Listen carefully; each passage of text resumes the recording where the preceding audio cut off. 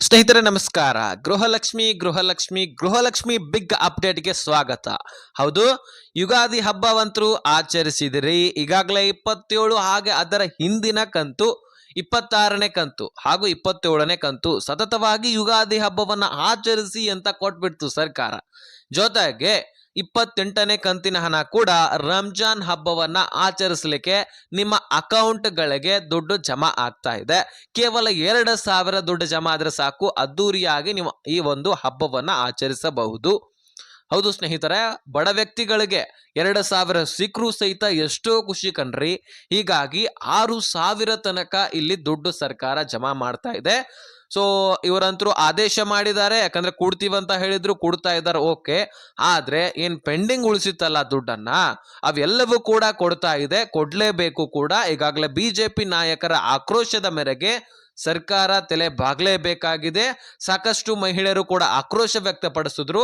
ನುಡಿದಂತೆ ನಡೀತಾ ಇದೀವಿ ಅಂತ ಬರೀ ಬಾಯಿ ಮಾತಲೇ ಹೇಳೋದಲ್ಲ, ಅದನ್ನ ಕೊಟ್ಟು ತೋರಿಸ್ಬೇಕಂತ ಬಿಜೆಪಿ ನಾಯಕರ ಆಕ್ರೋಶವಾದ್ರೆ ಮಹಿಳೆಯರು ಓಟ್ ಹಾಕುವ ತನಕ ಕೊಡ್ತೀವಿ ಅಂತ ಹೇಳಿದ್ರು, ನಂಬಿಕೆ ಇಟ್ಟು ಓಟ್ ಹಾಕಿದೀವಿ, ಆದ್ರೆ 5-6 ಕಂತುಗಳನ್ನ ಕೊಡದೆ ಪೆಂಡಿಂಗ್ ಉಳಿಸಿದ್ದಾರೆ, ಯಾಕೆ ಎನ್ನುವಂತಹ ಪ್ರಶ್ನೆಗಳು ಮಾಡ್ತಾ ಇದ್ರು.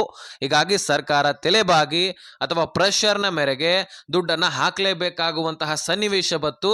ಅದೇ ರೀತಿಯಾಗಿ ಹಣಕಾಸು ಇಲಾಖೆಯ ಮೇಲೂ ಕೂಡ ಸಾಕಷ್ಟು ಆರೋಪ ಬತ್ತು, ಹಣಕಾಸು ಇಲಾಖೆಯ ಮೇಲೆ ಸಾಕಷ್ಟು ಪ್ರೆಷರ್ ಬಿತ್ತು.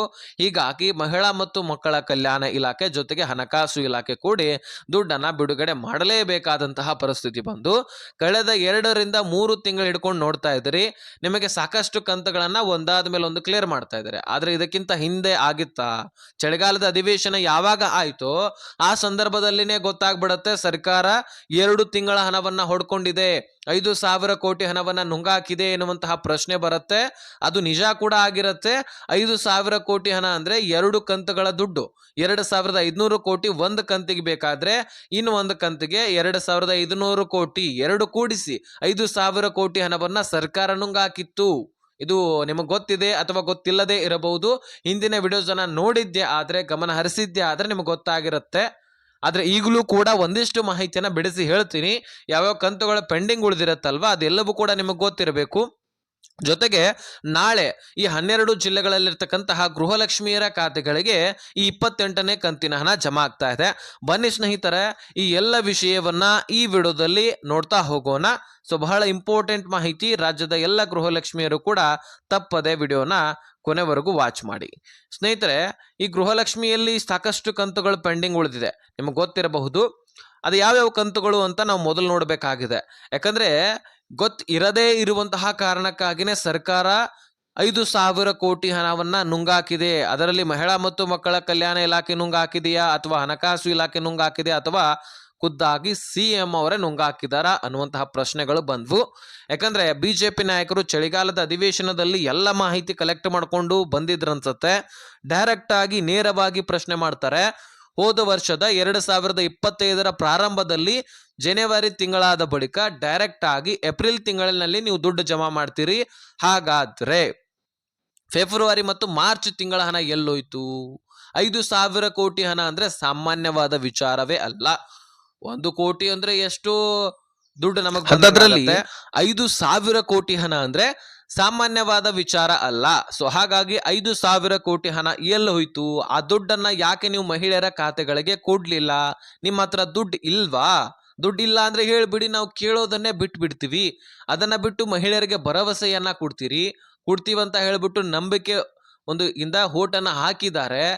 ಅದರ ಕರ್ತವ್ಯವನ್ನ ನೀವು ಮಾಡಬೇಕಲ್ವಾ? ನುಡಿದಂತೆ ನಡೀತಾ ಇದೀವಿ ಅಂತ ಬಾಯಿ ಮಾತ್ರ ಹೇಳೋದಲ್ಲ, ಅದನ್ನ ನೀವು ಕೊಟ್ಟು ತೋರಿಸ್ಬೇಕು ಅನ್ನುವಂತಹ ಪ್ರಶ್ನೆಯನ್ನ ಮಾಡಿ ಆ 5,000 ಕೋಟಿ ಹಣವನ್ನ ನೀವೇ ನುಂಗ ಹಾಕಿದಿರಿ ಎನ್ನುವಂತಹ ಪ್ರಶ್ನೆಯನ್ನ ಬಿಜೆಪಿ ನಾಯಕರು ಸಚಿವೆ ಲಕ್ಷ್ಮೀ ಹೆಬ್ಬಾಳ್ಕರ್ ಅವರ ಮೇಲೆ ಹಾಕಿ ಪ್ರೆಷರ್ ಬಿಲ್ಡ್ ಮಾಡ್ತಾರೆ.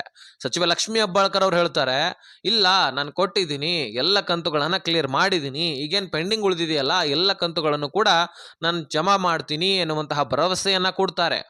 ಆದ್ರೆ 2 ಕಂತುಗಳು ಪೆಂಡಿಂಗ್ ಉಳಿದಿರೋದು ನಿಜ ಆಗಿರತ್ತೆ. ಹೀಗಾಗಿ ಪ್ರೆಷರ್ ಮೇಲೆ ಪ್ರೆಷರ್ ಹಾಕಿದ ತಕ್ಷಣ ಸಂಬಂಧಪಟ್ಟಂತಹ ಅಧಿಕಾರಿಗಳ ಹತ್ರ ಮಾಹಿತಿ ಕಲೆಕ್ಟ್ ಮಾಡ್ಕೊಂಡು ನೋಡ್ತಾರೆ. ಹೌದು, 2 ಕಂತುಗಳು ಪೆಂಡಿಂಗ್ ಉಳಿದಿದೆ, ಆ ಕಂತುಗಳನ್ನ ಈಗ ಪೆಂಡಿಂಗ್ ಉಳಿಸಿದೀವಿ ಎನ್ನುವಂಥದ್ದು ಸರ್ಕಾರದ ಗಮನಕ್ಕೆ ಬರುತ್ತೆ. ಅಂದ್ರೆ ಸಚಿವೆ ಲಕ್ಷ್ಮೀ ಹೆಬ್ಬಾಳ್ಕರ್ ಅವರ ಗಮನಕ್ಕೆ ಬರುತ್ತೆ. ನಾನು ಅದನ್ನ ಮುಂದಿನ ದಿನಗಳಲ್ಲಿ ಸರಿಪಡಿಸ್ತೀನಿ ಎನ್ನುವಂತಹ ಒಂದು ಮಾತನ್ನ ಹೇಳಿ ಒಪ್ಪುತ್ತಾರೆ. ಅದನ್ನ ದುಡ್ಡನ್ನು ಕೂಡ ಕೊಡ್ತೀನಿ, ಅದು ಎಲ್ಲಿ ಹೋಗಿಲ್ಲ, ಹಣಕಾಸು ಇಲಾಖೆ ಹತ್ರನೇ ಇದೆ ಅಂತ ಭರವಸೆಯನ್ನ ಕೊಡ್ತಾರೆ. ಸೊ ಹೀಗಾಗಿ ಇದು ಒಪ್ಕೊಂಡ್ರಲ್ಲ, ಇದನ್ನ ನಾವು ಮೆಚ್ಚಬೇಕಾಗಿರ್ತಕ್ಕಂಥದ್ದು. ಇನ್ನು ಬಿಜೆಪಿ ನಾಯಕರನ್ನು ಕೂಡ ನಾವು ಮೆಚ್ಚಲೇಬೇಕು. ಅವರು ಕೂಡ ಪ್ರೆಷರ್ ಬಿಲ್ಡ್ ಮಾಡಿರೋದ್ರಿಂದ 2 ಕಂತುಗಳು ಪೆಂಡಿಂಗ್ ಉಳಿದಿರೋದು ಬೆಳಕಿಗೆ ಬರುತ್ತೆ. 5,000 ಕೋಟಿ ಹಣ ಮತ್ತೆ ನಿಮ್ಮ ಖಾತೆಗಳಿಗೆ ಪ್ರತಿಯೊಬ್ಬರಿಗೂ ಕೂಡ 4,000ದಂತೆ ಜಮಾ ಆಗ್ತಾ ಇದೆ. ಹಾಗಾದ್ರೆ ಈಗ ಸದ್ಯಕ್ಕೆ ಜಮಾ ಆಗ್ತಾ ಇರುವಂತದ್ದು ಆಲ್ರೆಡಿ ಕ್ಲಿಯರ್ ಆಗಿರ್ತಕ್ಕಂಥದ್ದು ಬಗ್ಗೆ ನಾವು ತಿಳ್ಕೊಳ್ಳೋಣ. 26 ನವೆಂಬರ್ ತಿಂಗಳ ಹಣ ಹೋದ ವರ್ಷದ ದುಡ್ಡು ಜಮಾ ಆಯಿತು. 27 ಹೋದ ವರ್ಷದ ಡಿಸೆಂಬರ್ ತಿಂಗಳ ಹಣ ಜಮಾ ಆಯಿತು. ಇನ್ನು ಕೆಲವೊಂದಿಷ್ಟು ಜನ ಬಾಕಿ ಉಳಿದರೆ ಅದೆಲ್ಲವೂ ಕೂಡ ಕ್ಲಿಯರ್ ಆಗುತ್ತೆ, ವರಿ ಮಾಡ್ಕೊಳ್ಳುವಂತ ಅವಶ್ಯಕತೆ ಇಲ್ಲ. ಸೊ ಇದಾದ ಬಳಿಕ ಈಗ ಬರಬೇಕಾಗಿರ್ತಕ್ಕಂತಹ ದುಡ್ಡು ಹೋದ ವರ್ಷದ ಫೆಬ್ರವರಿ ಮತ್ತು ಮಾರ್ಚ್ ತಿಂಗಳ ಹಣ 2 ಕಂತುಗಳು, ಜೊತೆಗೆ ಈ ವರ್ಷದಲ್ಲಿ ಜನವರಿ ತಿಂಗಳ ಹಣನೂ ಕೂಡ ಕೊಟ್ಟಿಲ್ಲ, ಫೆಬ್ರವರಿ ತಿಂಗಳ ಹಣನೂ ಕೊಟ್ಟಿಲ್ಲ, ಮಾರ್ಚ್ ಕೂಡ ಎಂಡ್ ಆಗತ್ತೆ ಇನ್ನೇನು 7-8 ದಿನಗಳಲ್ಲಿ, ಒಂದು 10 ದಿನಗಳಲ್ಲಿ. ಸೊ ಹೀಗಾಗಿ ಸರ್ಕಾರ 5 ಕಂತುಗಳನ್ನ ಈಗ ಬಿಡುಗಡೆ ಮಾಡಲೇಬೇಕು. ಯಾವ ಕಂತುಗಳು? 28, ಹಾಗೆ 29, ಹಾಗೆ 30. ಅಂದ್ರೆ ಹೋದ ಡಿಸೆಂಬರ್ ತಿಂಗಳ ಹಣವನ್ನ ಕ್ಲಿಯರ್ ಮಾಡಿದ್ದಾರೆ 27ನೇ ಕಂತು.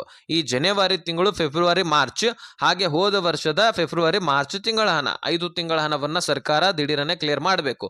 ಈಗಾಗಲೇ ನೋಡಿದಿರಿ ನೀವು, ಚಳಿಗಾಲದ ಅಧಿವೇಶನಕ್ಕಿಂತ ಮುಂಚೆ ಸೆಪ್ಟೆಂಬರ್ ತಿಂಗಳು ಪೆಂಡಿಂಗ್ ಉಳಿದಿತ್ತು, ಅಕ್ಟೋಬರ್ ತಿಂಗಳು ಪೆಂಡಿಂಗ್ ಉಳಿದಿತ್ತು, ನವೆಂಬರ್ ಹಾಗೂ ಡಿಸೆಂಬರ್ ತಿಂಗಳ ಹಣ ಅಂದ್ರೆ 24, 25, 26, 27 4 ತಿಂಗಳ ಹಣವನ್ನ ಪೆಂಡಿಂಗ್ ಉಳಿಸಿದ್ರು. ಅದನ್ನ ಬೇಗ ಒಂದಾದ ಮೇಲೆ ಒಂದು ಕ್ಲಿಯರ್ ಮಾಡ್ತಾ ಬಂದಿದ್ದಾರೆ. ಆದ್ರೂ ಸಹಿತ ಇನ್ನೂ 5 ಕಂತುಗಳು ಪೆಂಡಿಂಗ್ ಉಳಿದಿದೆ. ಇವುಗಳನ್ನು ಕೂಡ ನಾವು ಪೆಂಡಿಂಗ್ ಉಳಿಸೋದಿಲ್ಲ, ಅತಿ ಶೀಘ್ರದಲ್ಲಿ ಕ್ಲಿಯರ್ ಮಾಡಿಬಿಡ್ತೀವಿ ಎನ್ನುವಂತಹ ಭರವಸೆಯನ್ನ ಕೊಟ್ಟಿದ್ದಾರೆ. ಈಗಾಗಲೇ ಯುಗಾದಿ ಹಬ್ಬಕ್ಕೂ ಕೂಡ 2ರಿಂದ 3 ಕಂತುಗಳನ್ನ ಕ್ಲಿಯರ್ ಮಾಡಿದ್ರು. ಈಗ ರಂಜಾನ್ ಹಬ್ಬಕ್ಕೂ ಕೂಡ 28ನೇ ಕಂತಿನ ಹಣವನ್ನ ಕೊಡ್ತಾ ಇದ್ದಾರೆ. ಇದರಿಂದ ನೀವು ಇನ್ನೂ ಹೆಚ್ಚಿನ ಹಬ್ಬವನ್ನ ಅದ್ದೂರಿಯಾಗಿ ಆಚರಿಸಬಹುದು. ಇದರ ಬಗ್ಗೆ ನಿಮ್ಮ ಅನಿಸಿಕೆಯನ್ನ ಕಮೆಂಟ್ ಮಾಡಿ. ಇನ್ನು ಸ್ನೇಹಿತರೆ, ಈ 28ನೇ ಕಂತಿನ ಹಣ ಯಾವ ಜಿಲ್ಲೆಗಳಲ್ಲಿರ್ತಕ್ಕಂತಹ ಗೃಹಲಕ್ಷ್ಮಿಯರ ಖಾತೆಗಳಿಗೆ ಜಮಾ ಆಗ್ತಾ ಇದೆ, ಈ 12 ಜಿಲ್ಲೆಗಳು ಯಾವುವು ಅನ್ನುವಂಥದ್ದು ನಾನು ತಿಳಿಸ್ತೀನಿ. ಇದಕ್ಕೋಸ್ಕರನೂ ಕೂಡ ಬಹಳಷ್ಟು ಜನ ಕಾಯ್ತಾ ಇರ್ತೀರಿ. ಮುಖ್ಯವಾಗಿ ಬೆಂಗಳೂರು ನಗರ, ಬೆಂಗಳೂರು ಗ್ರಾಮಾಂತರ, ಇದರ ಪ್ರಾರಂಭದಲ್ಲಿ ಈ ಜಿಲ್ಲೆಗಳಿಗೆ ಬರೋದು. ನಾನು ಯಾಕೆ ಅಂತ ಸಾಕಷ್ಟು ವಿಡಿಯೋದಲ್ಲಿ ಹೇಳಿದ್ದೀನಿ. ಯಾಕಂದ್ರೆ ದುಡ್ಡು ಹೋಗೋದು ಅಲ್ಲೇ ಸುತ್ತಮುತ್ತ ಇರತಕ್ಕಂತಹ 35 ತಾಲೂಕು ಗ್ರಾಮ ಪಂಚಾಯಿತಿಗಳಿಗೆ. ಹೀಗಾಗಿ ಆ ಬೆಂಗಳೂರು ನಗರ ಮತ್ತು ಬೆಂಗಳೂರು ಗ್ರಾಮಾಂತರದಲ್ಲಿ ಟ್ರಯಲ್ ನಡೆಸ್ತಾರೆ. ಯಾವುದೇ ರೀತಿ ತಾಂತ್ರಿಕ ದೋಷ ಆಗದ ಹಾಗೆ ನೋಡ್ಕೊಳ್ತಾರೆ. ತಾಂತ್ರಿಕ ದೋಷ ಆಗಿದ್ದೆ ಆದ್ರೆ ಕೆಲವೊಂದಿಷ್ಟು ದಿನ ಮಾತ್ರ ಲೇಟ್ ಆಗತ್ತೆ ಮತ್ತೆ ಜಮಾ ಮಾಡುವಂಥದ್ದು.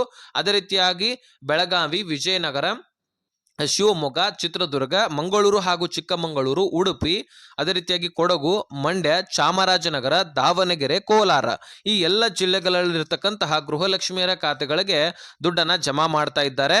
ಸೊ ನೀವು ತಲೆ ಕೆಡಿಸ್ಕೊಳ್ಳುವಂತಹ ಅವಶ್ಯಕತೆನೇ ಇಲ್ಲ. ಸೊ ನಿಮ್ಮ ಖಾತೆಗಳಿಗೆ ನಿಮ್ಮ ಕಂತುಗಳು, ದುಡ್ಡುಗಳು ಬಂದೇ ಬರುತ್ತೆ ಎನ್ನುವಂತಹ ಭರವಸೆಯನ್ನ ಸಚಿವ ಲಕ್ಷ್ಮೀ ಹೆಬ್ಬಾಳ್ಕರ್ ಅವರು ಹೇಳಿದ್ದಾರೆ.